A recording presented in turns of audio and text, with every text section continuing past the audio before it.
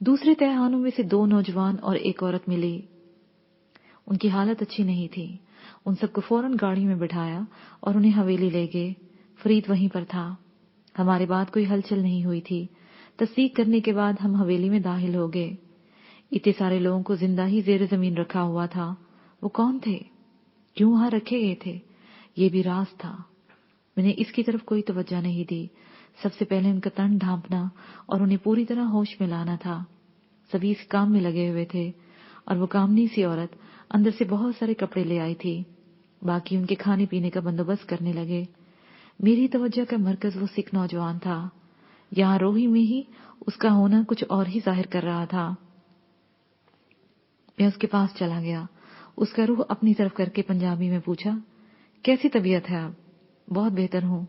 उसके लहजे से ही अंदाजा हो गया कि वो भारतीय सिख है। मजीद तस्दीक के बाद पूछा, क्या नाम है तुम्हारा? सतनाम सिंह। उसने धीमे से कहा, भारत में कहां से हो? मैंने पूछा, ओगी पिंड से, तहसील निकोदर में। मैं जालंधर यूनिवर्सिटी में पढ़ता था। उसने तफसील से बता दिया तो ओगी पिंड का होने की वजह से मेरी दिलचस्पी इसमें बढ़ गई। अनुजीत सिंह को जानते हो? वो वहां पर जो एमएलए है? मैंने पूछा। हाँ, बहुत अच्छी तरह। ये कहते हुए उसके लहजे में थोड़ा गुस्सा उतर आया था, जिस पर मुझे काफी हैरत हुई। मैंने मजीद कुछ भी इस पर जाहिर नहीं किया। बाकी सभी मेरी और उसकी बातें सुन रहे थे। तकरीबन 2 घंटे के बाद रेंजर्स के नौजवान हवेली से बाहर आकर रुके। उन्हें यहाँ की सूरत हाल के बारे में इल्म था। उसके साथ 2 डॉक्टर्स और चंद नर्सें थीं। उन्होंने आते ही इन कैदियों को संभाल लिया। बाकियों ने वहां मौजूद लाशों, जख्मियों को संभालने लगे। जो ठीक थे इन्हें पकड़कर गाड़ियों में डाल लिया। काफी देर बाद उन्होंने वो सारा इलाका क्लियर कर लिया। वहां से भारी मिकदार में असला और मनशियात मिली थी। सूरज तुलू हो चुका था। हम उसी हवेली में थे। मैं खिड़की में से देख रहा था। रेंजर्स का कमांडर ऑफिसर बाहर लॉन में बैठा हुआ था। उसके सामने मेज पर काफी सारे कागज रखे हुए थे। वहां से जितने भी मुजरिम पकड़े गए थे वो सब एक कतार में खड़े हुए थे। उनके पीछे रेंजर्स के जवान खड़े थे। इनकी फहरिस्त तैयार हो गई तो इन्हें गाड़ी में बिठा कर ले गए। इनके चले जाने के बाद मुझे यकीन था कि अब तहखाने से मिलने वाले लोगों को वही लान में बुलाया जाएगा। मैं उठा और बाहर लान की जानिब चल दिया। वहां पहुंचा तो कमांडो ऑफिसर ने मुस्कुराते हुए मुझे देखा और बैठने को कहा। मैं सामने वाली कुर्सी पर बैठ गया। इन मुजरमों में कितने भारतीय थे? जो मर गए, जो जख्मी हैं, उन समेत 8 लोग भारतीय हैं, उसने बताया, और जो तहखाने से मिले हैं। मैंने पूछा, उनमें से 2 भारतीय हैं, एक सिख नौजवान और दूसरी लड़की, बाकी सारे पाकिस्तानी हैं, उसने बताया। इनकी तफसीलात का कुछ पता लगा? मैंने पूछा। अभी इब्तिदाई तौर पर वही जो उन्होंने बताया, मजीद पता चल जाएगा, उसने कहा तो फिर चौंक कर बोला। और हाँ, वो जो खुद को वसान शाह की बीवी बता रही थी, वो भारतीय है। वसान शाह ने उसे अगवा करके रखा हुआ था यहाँ। एक बात कहूँ आपसे? मैंने कहा।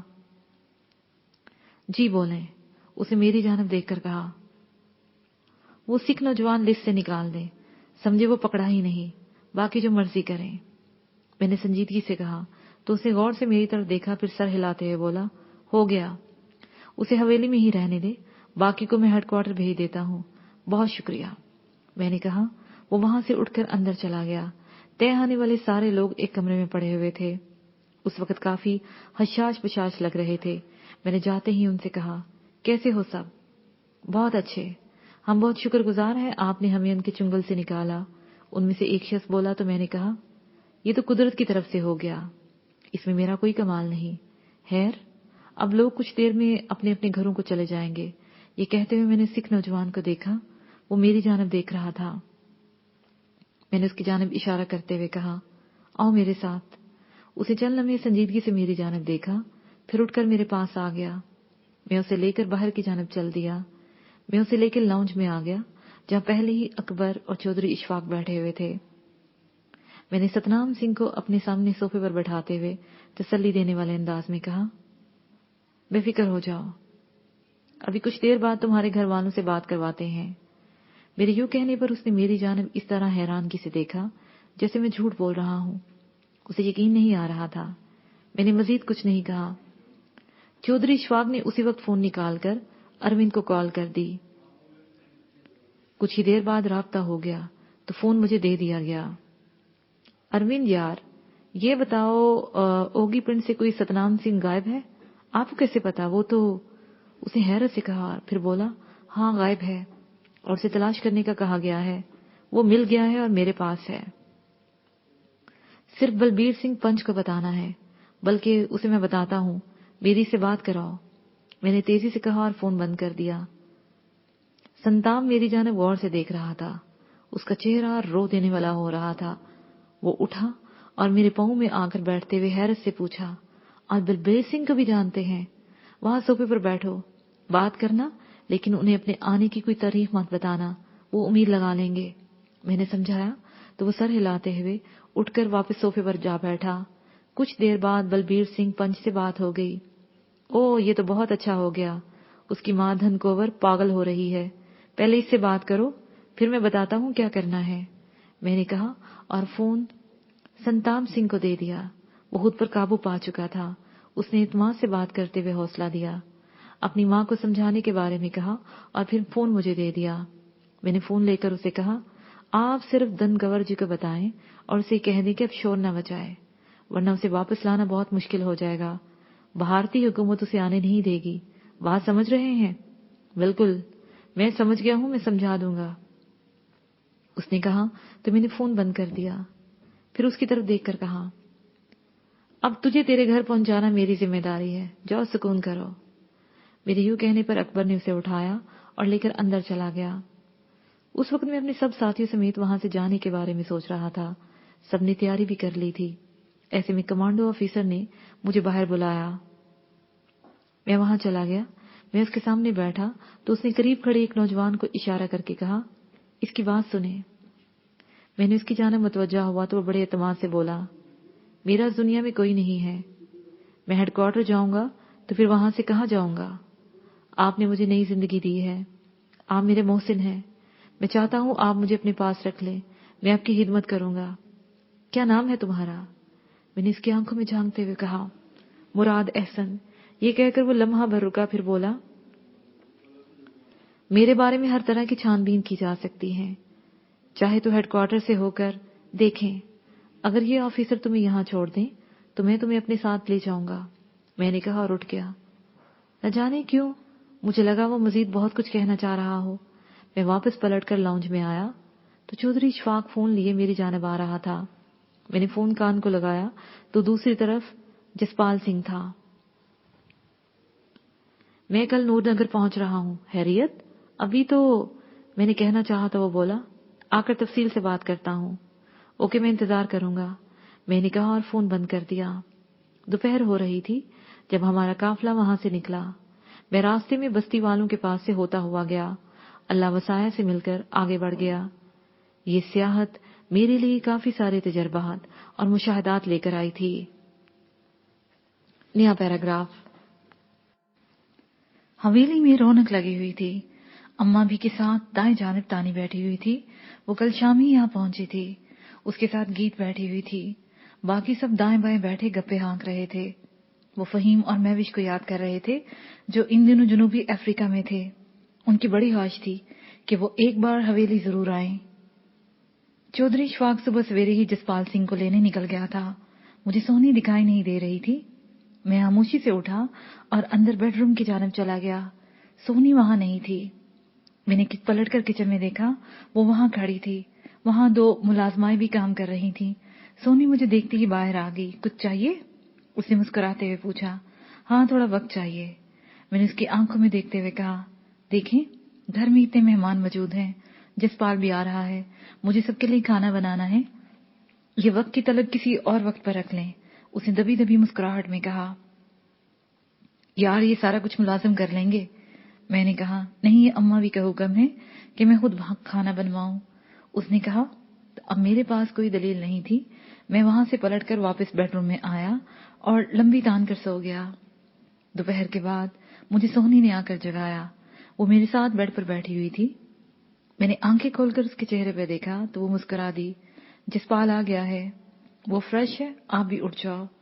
जी ठीक है बेगम साहबा, आपका हुक्म सर आंखों पर, मैंने कहा और उठ गया। लाउंज में वही रौनक थी। अम्मा बी के पास जसपाल बैठा हुआ था। वो मेरे गले लगकर मिला। कुछ देर बातों के बाद सबके लिए खाना लग गया। काफी देर बाद हम हवेली से निकले और सीधे मुसाफिर शाह के थड़े पर जा पहुंचे। सतनाम सिंह और मुराद हसन वहीं फरीद पहलवान के पास ठहरे हुए थे। मैं और जसपाल सिंह दरख्तों के नीचे चारपाइयों पर जा बैठे। सतनाम सिंह ने जब जसपाल को देखा तो हाथ जोड़ते हुए बोला, सत श्री अकाल भाई जी, सत श्री अकाल। जसपाल सिंह ने कहा और उसे बैठने का इशारा किया। वो सामने चारपाई पर बैठ गया तो बोला, फिक्र नहीं करो, तुम बहुत जल्द वापस चले जाओगे। अब मुझे कोई फिक्र नहीं रही। आपको देख लिया, मुझे सब यकीन हो गया। हाँ, थोड़ा जल्दी सही, लेकिन अब वक्त आ गया है, जसपाल सिंह ने कहा। फिर फरीद पहलवान की जानिब देखकर बोला, यार तुम्हारे पास यहाँ एक दरवेश होता था, कहाँ गया? बहुत अरसा हो गया, वो चला गया, वापिस ही नहीं आया। क्यों, हैर है? उसने मुस्कुराते हुए पूछा। यार वो चाय बड़ी जबरदस्त बनाता था, उसने कहका लगाते हुए कहा। चाय बन जाती है? फरीद भी हंस दिया। बनाओ यार, लेकिन गुड़ वाली। जसपाल ने कहा। ओए वो दूसरा मुराद हसन कहाँ है? मैंने पूछा।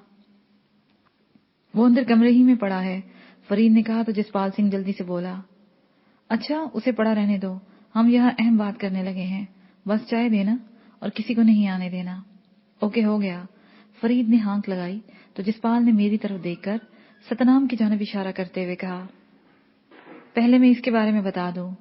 ये कहकर वो चंद लम्हे खामोश रहा, फिर कहता चला गया, 3 बरस पहले जब मैं कनाडा चला गया तो इसके बारे में, अरसा बाद ही वीरता के बारे में आला सतह पर तहकीकात होना शुरू होगी। ये बात हम सब जानते हैं।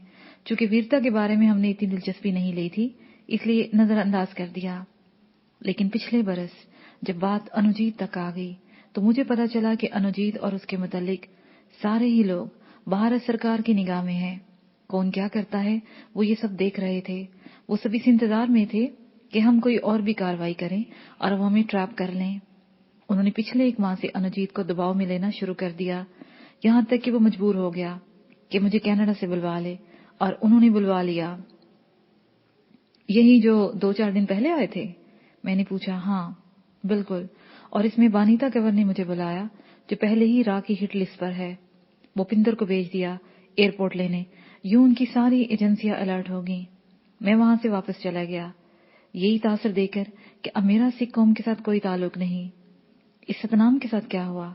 मैंने पूछा तो जसपाल बोला, मैंने बड़ी कोशिश से तकरीबन 2 बरस लगाकर एक बड़ा सरमाया खर्च करके अमृतसर, चंडीगढ़ और जालंधर में इन स्टूडेंट्स को तलाश किया जो बासलाहियत हों और दिल से खालिस्तान के हामी हों।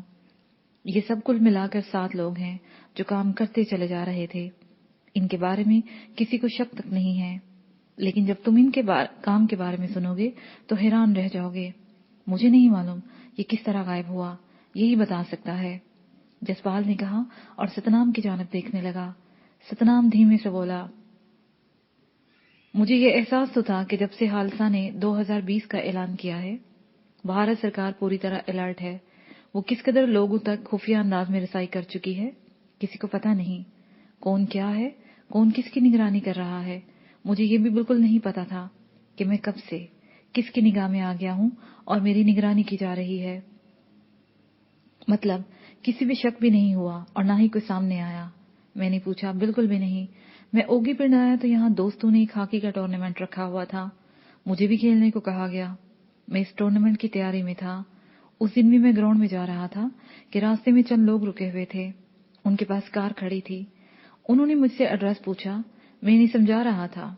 ऐसे में उन्होंने मुझे कार में डाल लिया। मैंने मजामत की तो उन्होंने मुझे बेहोश कर दिया। किसी ने भी नहीं देखा वहां पर।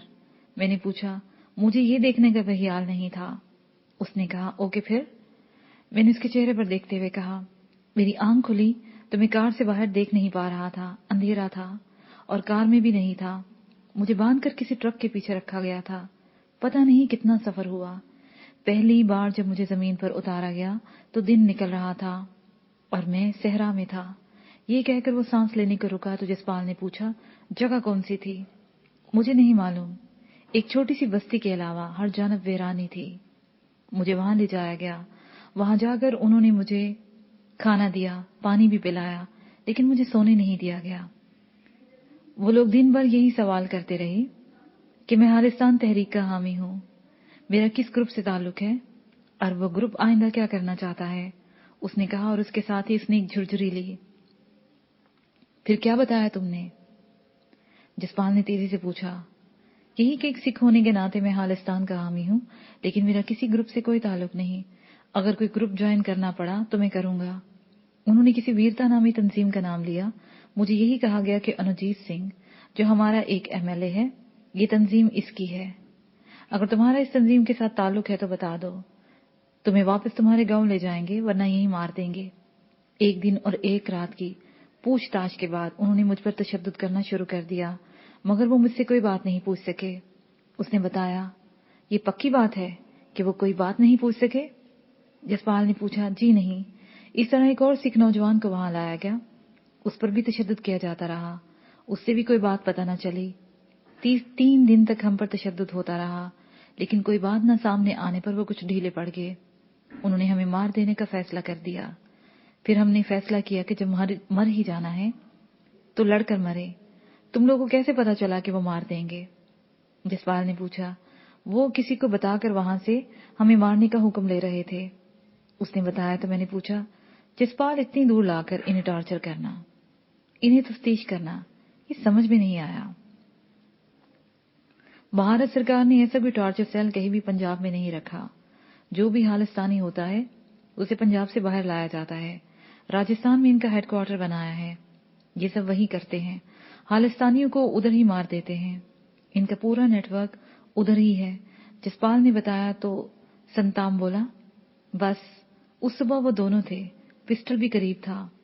میں نے پورا جائزہ لیا، یہ یقین کر لینے کے بعد کہ میں انہیں مار سکتا ہوں، میں نے انہیں مار دیا۔ اسے بڑے سکون سے کہا تو میں نے تب غور سے اسے دیکھا، وہ کہتا چلا جا رہا تھا۔ ہم تینوں وہاں سے نکل پڑے، ہمیں نہیں پتا تھا کہ ہم نے کدھر جانا ہے۔ بستی میں اس لیے نہیں گئے کہ کہیں پکڑے ہی نہ جائیں، ہم بھاگتے رہے۔ رستے میں ہمیں قافلہ ملا، وہ لوگ اونٹوں پر تھے، انہوں نے ہمیں اپنے ساتھ لے لیا۔ ہمیں پتہ ہی نہیں چلا کہ کب اور کس وقت پاکستانی سرحد کے قریب جا پہنچے۔ میں سرحد پار کر گیا اور ان دونوں کا نہیں پتا کہ پکڑے گئے یا مارے گئے۔ اس نے کہا اور خاموش ہو گیا۔ پکڑے گئے یا مارے گئے مطلب؟ تم وسان شاہ تک کیسے پہنچے؟ جسپال نے پوچھا۔ وہ 2 بندے انہوں نے وہیں بھارتی BSF کو دے دیے تھے، مجھے ساتھ لے لیا تاکہ مجھے پاکستانی سرحدی حکام کے حوالے کر دیں۔ یہ بعد میں پتا چلا کہ وہ لوگ اسمگلر تھے۔ دونوں طرف ان سب کی ساز باز تھی، وہاں بے گناہ مارے جاتے تھے تاکہ اپنی رپورٹ بنا سکیں، کارکردگی دکھا سکیں۔ لاشیں بولتی نہیں ہیں، زندہ لوگ ان پر رپورٹ بناتے ہیں۔ مجھے پتا چلا تو میں بھاگ نکلا، مگر میں صحرا سے واقف نہیں تھا، پکڑا گیا۔ انہوں نے تہہ خانے میں ڈال دیا جہاں سے وہ اپنی کارکردگی کی رپورٹ بجانے کیا کچھ کر رہے ہیں۔ میں بھی ایسا ایندھن بننے والا تھا۔ اس نے کہا تو میں نے طویل سانس لیا۔ میں سمجھ گیا کہ وہ انجانے میں کہاں سے کہاں پہنچ گیا، لیکن ایک سوال اب بھی میرے دماغ میں تھا۔ میں نے ستنام سنگھ سے پوچھا، میں نے جب انوجیت کا نام لیا تو تمہارے چہرے پر اتنا غصہ کیوں تھا؟ انوجیت سنگھ نے میرے بارے میں بتایا تھا، اسے ہی میرے بارے میں شک پڑا تھا۔ اس نے صاف کہہ دیا تو جسپال مسکرا اٹھا، پھر اس کی طرف دیکھ کر بولا، ایسا نہیں ہے ستنام سنگھ، میں تمہیں سمجھا دوں گا، معاملہ ہی کچھ دوسرا ہے۔ چند دیکھتا وہ بھی میرے سامنے آ جائے گا، تم دیکھنا۔ میں نہیں جانتا یہ کیا معاملہ ہے، مجھے ان باقی 6 کی فکر ہے۔ جو اس نے کہنا چاہا تو جسپال بولا، انہیں کچھ نہیں ہوا، وہ سب ٹھیک ہے، رب کرے سارے ٹھیک ہو، بہت محنت کی ہے۔ اس نے حسرت سے دعا مانگی، تم اب آرام کرو، جلد ہی تم ہوگی پہنچا دیے جاؤ گے۔ بیبے سے بات کر لی ہے نا؟ اسے مسکراتے ہوئے کہا، ہاں جی کر لی، اسے تسلی دے دی ہے، بس پھر ٹھیک ہے، اب جاؤ آرام کرو۔ جسپال نے کہا تو ستنام اٹھ کر چل دیا۔ تبھی جسپال نے ادھر ادھر دیکھ کر ہانک لگائی، اور فرید ہوئے تمہاری چائے نہیں آئی؟ ابھی آئی، اس نے کہا اور ساتھ ہی کمرے سے نمودار ہوا۔ اس نے پیالے ہمارے سامنے رکھتے ہوئے کہا، چائے بنانے لگا تو پتہ چلا گڑ نہیں ہے، میں نے نور نگر سے منگوایا، اسی لیے تھوڑی دیر ہو گئی۔ اتنی جلدی نور نگر سے؟ جسپال نے حیرت سے کہا، میں نے فون کیا، ایک بندہ بائک پر دے گیا، फरीद ने कहा और वापसी पर मुड़ गया। तभी मैंने चाय की चुस्की लेते हुए से पूछा, ये 7 लोगों वाला क्या मामला है? वही, जितने लोग हमारे साथ थे, खास तौर पर बनीता कुंवर, वो सब इस वक्त खालिस्तान के हवाले से हिट लिस्ट पर हैं, और तुम जानते हो वो किसी की नहीं मानती। अरविंद, रोनीत, शम्स और कंवर ने इस हवाले से बहुत मेहनत की हुई है। उधर मैं भी फहीम दोनों दिन रात इसी पर काम कर रहे हैं। मैं ट्रैप नहीं होना चाहता। पूरे 2 बरस खामोश रहने के बाद इन लोगों को तैयार किया है। ये 7 नहीं 10 हैं। बाकी 3 कैसे नहीं पता। ये सब अपनी फील्ड में माहिर हैं। ये तो सतनाम से फिर क्यों पकड़ा गया? मैंने पूछा। ये पकड़ा नहीं गया, इंतकाम का निशाना बना है। ओगी पिंड में अनुजीत के मुकाबले में रा ने एक बंदा खड़ा कर दिया है। आने वाले दिनों में ये साजिश यहीं कहीं है, पता चल जाएगा। उसने कहा। यूं हम चाय पीते हुए इसी मामले पर बात करते रहे, यहां तक कि प्यालियां खाली हो गई। तभी फरीद पहलवान हमारे पास आकर बोला, इस मुराद हसन का क्या करना है? यार, अगर वो जाता है तो उसे जाने दो, अगर यहीं पड़ा है तो पड़ा रहने दे। मैंने कहा। मैंने रात बात की थी उससे कि वो कौन है, कहां से है, कुछ बता अपने बारे में। कहने लगा, जमाल साई को सारी बात बताऊंगा। फरीद ने कहा तो मैंने चंद लम्हे सोचने के बाद कहा, अच्छा ये बात है तो ले आ उसे, पूछ लेते हैं, फिर शायद वक्त न मिले। फरीद उठा और उसे बुलाने चला गया। कुछ देर बाद वो हमारे सामने था। फरीद भी हमारे पास बैठ गया। फरीद वाला सवाल जब मैंने मुराद हसन से किए तो वो चंद लम्हे सोचता रहा, फिर कहता चला गया। नया पैराग्राफ।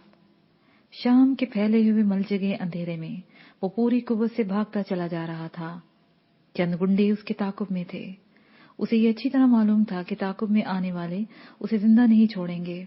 उसे ये भी पता नहीं था कि उसके अकब में कितने लोग हैं। कुछ देर पहले तक वो मोटर बाइक पर था और ताकुब करने वाले कार पर इसके पीछे लगे हुए थे। उसे ये यकीन था कि वो सड़क पर ज्यादा दूर नहीं जा सकेगा। कुछ ही देर में उन्होंने इसे पकड़ लेना था, तो इसने पक्की सड़क पर बाइक छोड़ दी और सड़क किनारे फसलों के दरमियान से कच्चे रास्ते पर भाग निकला था। उसे ये देखने का मौका ही नहीं मिला कि कार में कितने लोग निकले थे। वो गुंडे मौत बनकर उसका पीछा कर रहे थे। जिंदगी बचाने की कोशिश में अंधेरे का फायदा उठाकर वो इन गुंडों से दूर निकल जाना चाहता था। वो अगर सामने देखकर भाग रहा था तो उसका ध्यान पिछली तरफ से आने वाली आवाजों पर भी था। भागते हुए कदम उसके करीब हो रहे थे। इस वक्त वो कच्चे रास्ते पर मुड़ रहा था कि फायर की तेज आवाज के साथ सनसनाती हुई गोली उसके दाएं कान के पास से गुजर गई। उसके बदन में खौफ की लहर हर मसाम तक फैल गई। पहली बार उसने मौत की फरेरी को अपने बदन में महसूस किया था। उसे लगा कि मौत बिल्कुल सर पर आन पहुंची है, तो जान बचाने के लिए वो पूरी कुव्वत से भागने लगा। लाशौरी तौर पर उसने खुद को बचाने के लिए खुद को ही दांव पर लगा दिया था। मौत उसके ताकुब में थी। मौत और जिंदगी के दरमियान इतना ही फासला था जितना उसका और ताकुब करने वालों के दरमियान था। अगर वो कच्चे रास्ते पर कहीं भी लड़खड़ा कर गिर जाता तो वो लोग उस तक आ पहुंचते। एक फायर ने उसके अंदर अपनी जान बचाने की कुव्वत भर दी। उसके पास कोई हथियार नहीं था। जब से वो थोड़ी बहुत मजामत ही कर सकता था। मलजगे अंधेरे में उसे कच्चा रास्ता मुड़ता हुआ दिखाई दे रहा था। एक लम्हे में उसने फैसला किया कि वो कच्चे रास्ते से हटकर पगडंडी पर हो गया। अगले ही लम्हे उसने सोचा कि वो गलती कर गया है। फसलों के दरमियान बनी पगडंडी पर भागते हुए वो कहीं भी गिर सकता था। उसी एक लम्हे में जिस वक्त वो मोड़ मुड़ा था, एक मजीद फायर हुआ जिसकी आवाज हर तरफ फैल गई। दूसरे फायर से भी बच जाने पर वो पूरी कुव्वत से भागता चला गया। वो पगडंडी की बजाय गन्ने की फसल में घुस गया। कुछ देर के लिए वो गलती उसके लिए पनाहगाह बन गई। उसे लगा कुदरत उस पर मेहरबान है, वरना अब तक वो कहीं पड़ा मौत की आखिरी सांसें ले रहा होता। वो फसलों के दरमियान से बढ़ता चला जा रहा था। खेत पात करते ही वो एक खुले खेत में आ गया जहां से फसल कट चुकी थी। उसके आगे डेरा था जहां एक जानब झोंपड़ी बनी हुई थी। उस झोंपड़ी के अंदर लालटेन रोशन थी जिसकी मध्यम पीली रोशनी झोंपड़ी के बाहर तक आ रही थी। झोंपड़ी के बाहर एक बूढ़ा चारपाई पर बैठा उसे यूं देख रहा था जैसे उसकी हरकतों को समझने की कोशिश कर रहा हो। वो उसे यूं दीवानावार भागते हुए देख रहा था। बूढ़े ने किसी मुतवक्का हमले से बचाव के लिए अपनी करीब पड़ी हुई लाठी उठा ली थी। तभी वो लड़खड़ाता हुआ उस चारपाई के पास जा गिरा। कौन हो तुम? उस बूढ़े ने रौबदार आवाज में पूछा। उसे बोलना चाहा, लेकिन पूरी कोशिश के बावजूद वो नहीं बोल सका। उसकी सांस उखड़ी हुई थी। उसने बूढ़े को इशारे से समझाने की कोशिश की। ऐसे में करीब ही कहीं से भागते कदमों की आवाजें सुनाई दी। बूढ़े ने कुछ कुछ समझते हुए अपने पीछे गन्ने की फसल की जानिब इशारा करते हुए कहा, उधर छुप जा, मैं देखता हूं। वो पूरी कुव्वत लगाकर उठा और गन्ने के खेत में जा घुसा। वो करीब ही चुपकर बैठ गया था। वो अपनी सांसें बहाल करता हुआ बाहर से आने वाली आवाजें गौर से सुनने लगा।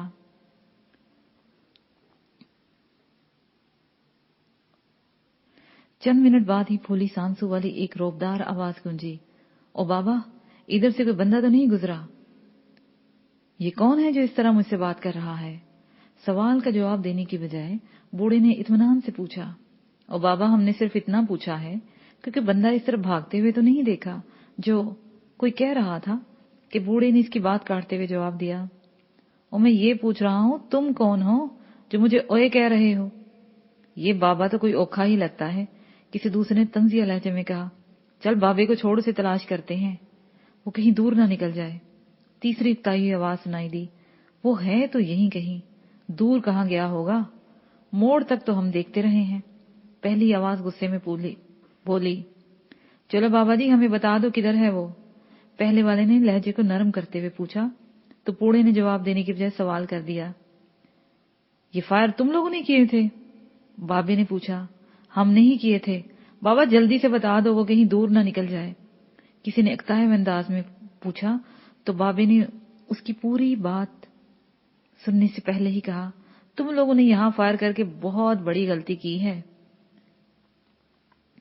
मेरे बेटों ने ये फायर सुन लिए हैं। फायर की आवाज सुनकर कोई हाली हाथ नहीं दौड़ता।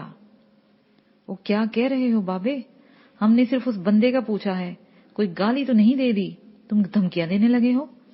किसी ने इंतहाई गुस्से में कहा तो इतनी देर में भागते कदमों की आवाज सुनाई दी। उसके साथ ही कहीं दूर से मोटरसाइकिल की आवाज उभरी। दूर ही से किसी ने पूछा, अब्बा कौन है इधर? आवाज के उभरने के साथ ही उन्हीं में से किसी ने तेजी से कहा, निकलो, वापस चलो। इसके साथ ही भागते हुए कदमों की आवाज सुनाई दी। चंद लम्हों की खामोशी के बाद फिर बाइक रुकने और भागते कदमों के साथ किसी ने तेजी से पूछा, अब्बा कौन लोग थे? किसने फायर किया? पता नहीं पुत्र, कुछ लोग किसी बंदे को मारने के लिए पीछे लगे हुए थे, मुझसे इसी बंदे का पूछ रहे थे। बाबे ने सुकून से कहा, अब किधर हैं? उसी तरफ वापस भाग गए हैं।